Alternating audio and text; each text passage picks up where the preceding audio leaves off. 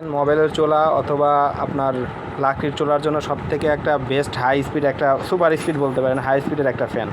ঠিক আছে, ফ্যানের সাইজ হচ্ছে 60-60-40, অর্থাৎ দুই সাইড দেওয়া আপনার হচ্ছে 60 mm আর মোটা হচ্ছে 40 mm।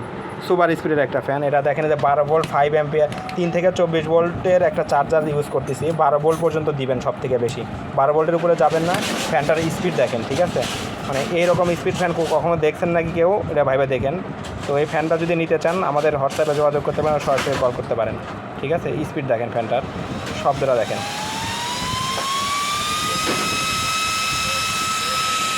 আরও জিনিসটা দেখেন, ফ্যান এখানে রাখা যাবে না, ফ্যানের স্পিডটা দেখেন। ফ্যান কিন্তু মানে নিজে জায়গায় বসে থাকতে পারতেছে না।